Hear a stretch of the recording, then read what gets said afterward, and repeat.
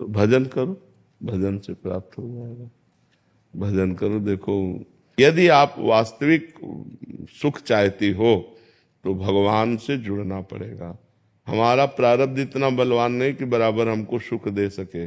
जैसे दिन है तो रात अवश्य आएगी, तो सुख है तो दुख अवश्य आएगा। अगर दुख को जड़ से मिटाना है तो भगवान की भक्ति करनी पड़ेगी। एक छोटा सा बालक ध्रुव 6 महीने में भगवान को रिझा लेता है और चक्रवर्ती सम्राट पद और भगवान का परम पद ये सब कुछ प्राप्त कर लेता है। तो बिना भगवान से जुड़े मन की कामनाएं पूर्ण तो होंगी नहीं, ऐसे ही तो नहीं हो जाएंगी ना। अगर हमें 500 रुपया चाहिए तो चाहे लेबरी करना पड़ेगा कि नहीं करना पड़ेगा।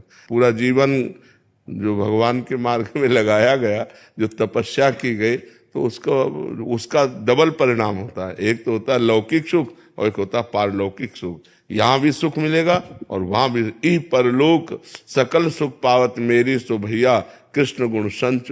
यदि भगवान का भजन नहीं करोगे तो देखो, सुदामा जी मांग के खाते थे, कई कई दिन भोजन नहीं मिलता था, और जब भगवान की नजर हो गई तो सुदामा पूरी बस गई। जैसे द्वारिकापुरी ऐसे सुदामापुरी बस गई। तो यदि सम्मान मान तो विलासिता अगर है तो भगवान से है, क्योंकि उन्हीं का सारा वैभव है। अगर उनसे नहीं है तो वो विलासिता नरक ले जाने वाली है। सर आप मांस पे विचार करो, नरक जाओ, है कि नहीं। धन बढ़ा तो और क्या होगा, यही होगा। विलासिता में अगर भगवान से जुड़े नहीं, पूर्व पुण्य तपस्या के बल से धन वैभव आ गया तो इस समय यही भी भोग सुहाएगा। तो इसलिए हमें लगता है सही विलासिता प्राप्त करने के लिए भगवान का भजन अनिवार्य। भगवान का भजन करते हो, कहोगी हाँ। अगर सही माने में भगवान का भजन होने लगे तो इनसे घृणा हो जाएगी। जो आप चीज कहते हो, विलासिता से घृणा हो जाएगी। तो विलासिता का अगर सही भाव प्राप्त करना है तो लक्ष्मीपति भगवान है, अनंत वैभव, अनंत ब्रह्मांडों का वैभव। तो भगवान की आराधना करो और वो दे, तब आनंद आए। क्यों? अच्छा, विलासिता कितने दिन टिकेगी जब शरीर टिकाऊ नहीं। जब शरीर विनाशी है तो विलासिता कितने दिन चलेगी। इसलिए अविनाशी भगवान का भजन कर लो और दुख सुख जैसा है उसको सह लो, तो परलोक बन जाएगा।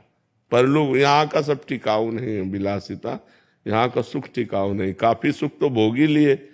अब आपसे पूछे आपके पास क्या है, आप सोचो आपके पास क्या है, अनुभव क्या है?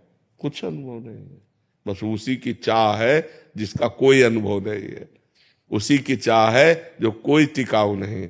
अरबों बैंक में आपके जमा हो और आप मर जाओगे तो 1 रुपया जाएगा क्या आपके पास?